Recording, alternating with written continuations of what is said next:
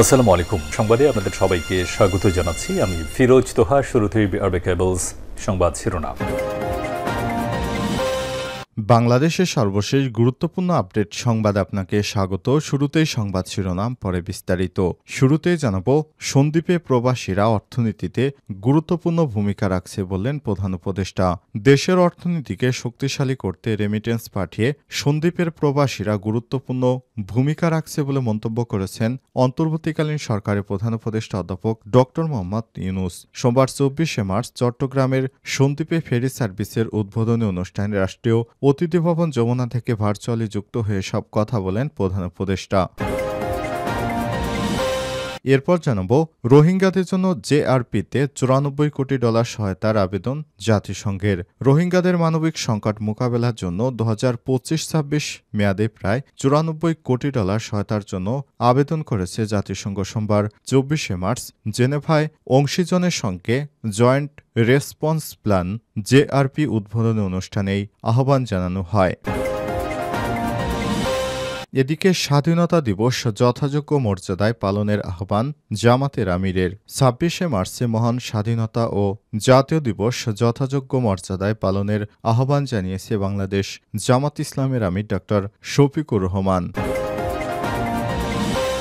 এদিকে কুমিল্লায় বিএনপির দুই গ্রুপের মধ্যে সংঘর্ষ, আহত ১৫। কুমিল্লার ১৪ গ্রামে বিএনপির দুই গ্রুপের মধ্যে ব্যাপক সংঘর্ষে ১৫ জন গুরুতর আহতের খবর পাওয়া গেছে। সোমবার ২৪শে মার্চ দুপুরে ১৪ গ্রাম পৌর মিলনায়তনে বিএনপির সাংগঠনিক সভাকে কেন্দ্র করে কামরুল হুদা গ্রুপ ও হিরণমোল্লা জুয়েলের গ্রুপের মধ্যে দফায় দফায় এই সংঘর্ষের ঘটনা ঘটে। এ সময় ঢাকা চট্টগ্রাম মহাসড়কে যান চলাচল বন্ধ হয়ে যায়।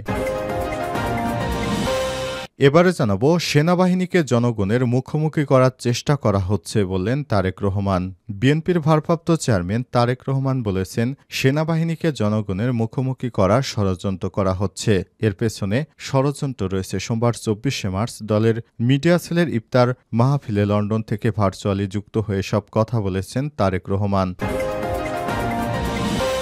এবং সর্বশেষ জানাবো, তামিমের জ্ঞান ফিরেছে, কথা বলেছেন পরিবারের সঙ্গে। তামিম ইকবালকে নিয়ে অবশেষে স্বস্তির খবর মিলল। হার্ট অ্যাটাকে লাইফ সাপোর্টে থাকা জাতীয় দলের সাবেক অধিনায়ক এর জ্ঞান ফিরেছে। হাসপাতালে ভর্তি হওয়ার পর চিকিৎসকদের নিবিড় পর্যবেক্ষণে থাকা তামিম স্বাভাবিকভাবে কথাবার্তা বলছেন এবং পরিবারের সদস্যদের সঙ্গেও কথা বলেছেন বলে জানা গেছে।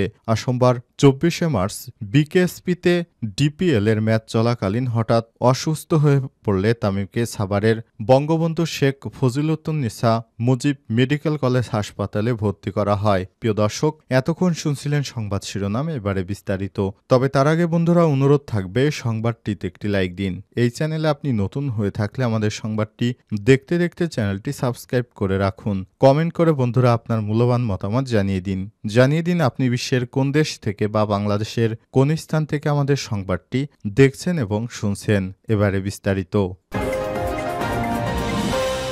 সন্দ্বীপে প্রবাসীরা অর্থনীতিতে গুরুত্বপূর্ণ ভূমিকা রাখছে বললেন প্রধান উপদেষ্টা।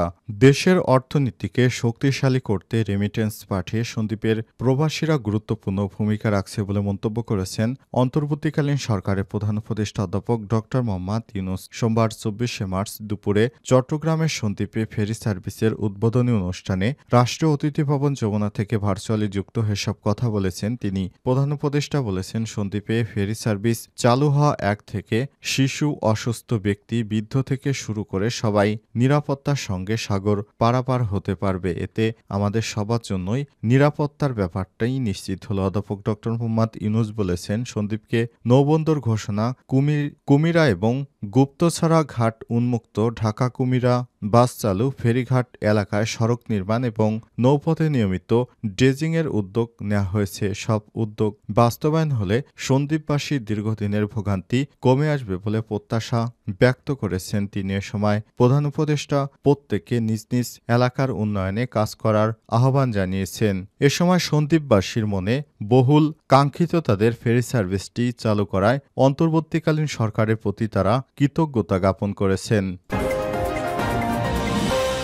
রোহিঙ্গাদের জন্য জেআরপিতে $94 কোটি সহায়তার আবেদন জাতিসংঘের। রোহিঙ্গাদের মানবিক সংকট মোকাবেলার জন্য 2025-26 মেয়াদে প্রায় $94 কোটি সহায়তার জন্য আবেদন করেছে জাতিসংঘ। সোমবার 24 মার্চ জেনেভায় অংশীজনের সঙ্গে এনে জয়েন্ট রেসপন্স প্ল্যানের জেআরপি উদ্বোধন অনুষ্ঠানে আহ্বান জানানো হয়। এই ইভেন্টে নেতৃত্ব দেন বাংলাদেশ সরকারের পক্ষ থেকে রোহিঙ্গা সমস্যা এবং অগ্রাধিকারপ্রাপ্ত বিষয়াবলীর জন্য প্রধান উপদেষ্টার হাই রিপ্রেজেন্টেটিভ ড.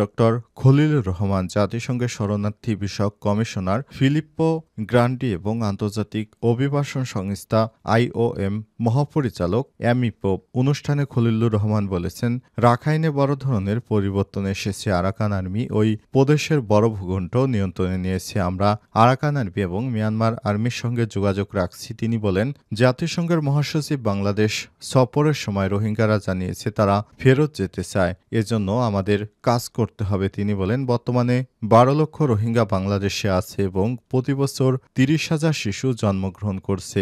রাখাইনে সংঘর্ষের কারণে গত কয়েক মাসে 80,000 রোহিঙ্গা বাংলাদেশে ঢুকেছে।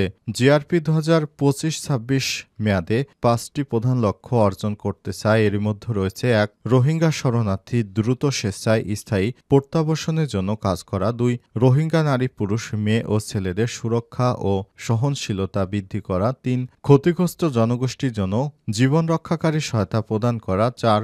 স্থানীয় জনগোষ্ঠীর কল্যাণ সাধন করা। 5. দুর্যোগ ঝুঁকি ব্যবস্থাপনা জোরদার এবং জলবায়ু পরিবর্তনের প্রভাব মোকাবেলা করা। স্বাধীনতা দিবস যথাযোগ্য মর্যাদায় পালনের আহ্বান জামাতের আমিরের। 26 মার্চ মহান স্বাধীনতা ও জাতীয় দিবস যথাযোগ্য মর্যাদায় পালনের আহ্বান জানিয়েছে বাংলাদেশ জামাতে ইসলামের আমির ড. শফিকুর রহমান। সোমবার 24 মার্চ এক বিবৃতিতে জামাতের আমির বলেন, 1971 সালে 26 মার্চ দেশের শ্রেষ্ঠ সন্তান বীর মুক্তিযোদ্ধা ও মুক্তিকামী জনতা দেশের গণতন্ত্র, আইনের শাসন, ন্যায় বিচার, মত প্রকাশের স্বাধীনতা এবং মানবাধিকার প্রতিষ্ঠার জন্য তদানীন্তন শাসক গোষ্ঠীর বিরুদ্ধে প্রতিরোধ গড়ে তুলেছিল। মহান মুক্তিযুদ্ধের মূল আকাঙ্ক্ষা ছিল সাম্য, মানবিক মর্যাদা এবং সামাজিক সুবিচার। ক্ষুদ্র দারিদ্র্য, বেকারত্ব ও দুঃশাসনমুক্ত একটি দেশ প্রতিষ্ঠার লক্ষ্যে সর্বস্তরে জনতা মুক্তিযুদ্ধে ঝাঁপিয়ে পড়েছিল। লাখো মানুষের রক্তের বিনিময়ে দেশ স্বাধীনতা লাভ করে। স্বাধীনতার 54 বছরে আজ দেশের মানুষের প্রত্যাশা ও প্রাপ্তি হিসাব করলে দেখা যায় বহু প্রত্যাশা এখনও পূরণ হয়নি। তিনি আরো বলেছেন, গত জুলাই ছাত্র জনতার গণ আন্দোলনের মাধ্যমে দেশ আবার নতুন করে দ্বিতীয়বারের মতো স্বাধীনতা অর্জন করেছে। দীর্ঘ 15.5 বছর জগদ্দল পাথরের মতো চেপে বসা জালিমের হাত থেকে মুক্ত হয়ে দেশের মানুষ মুক্ত আকাশে বাতাসে শ্বাস নিতে পারছে। দেশের মানুষ কথা বলার অধিকার ফিরে পেয়েছে এবং শান্তিতে স্বস্তিতে চলাফেরা করতে পারছে। ড.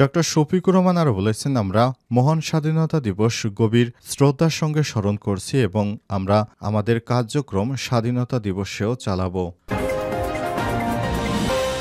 বিএনপির 2 গ্রুপের সংঘর্ষ, আহত 15। কুমিল্লার 14 গ্রামে বিএনপির 2 গ্রুপের সংঘর্ষে 15 জন আহত হওয়ার খবর পাওয়া গেছে। সোমবার 24 মার্চ দুপুরে 14 গ্রাম পৌর মিলনায়তনে বিএনপির সাংগঠনিক সভাকে কেন্দ্র করে কামরুল হুদা গ্রুপ ও হিরণমুল্লাহ জুয়েল গ্রুপের মধ্যে দফায় দফায় এই সংঘর্ষের ঘটনা ঘটে। এ সময় ঢাকা-চট্টগ্রাম মহাসড়কে যান চলাচল বন্ধ হয়ে যায়। কুমিল্লা দক্ষিণ জেলা যুবদলের সাংগঠনিক সম্পাদক তোফায়েল হোসেন জুয়েল বলেছেন, সাংগঠনিক সভা উপলক্ষে পৌর মিলনায়তনে অন্য কোনো গ্রুপের নেতাকর্মীরা যেন ঢুকে না পড়ে সেজন্য বাধা দেয় কামরুল হুদা গ্রুপের কর্মীরা।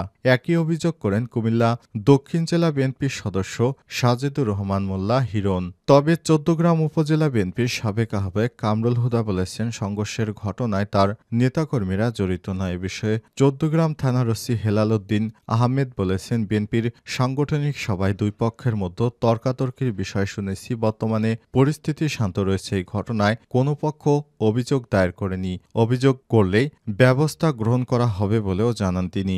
এ ব্যাপারে পুলিশ সর্বদা তৎপর রয়েছে। যে কোনো সময় তারা অপারেশন চালাবে এবং দোষীদের আইনের আওতায় আনা হবে বলেও জানিয়েছে পুলিশের কর্মকর্তা।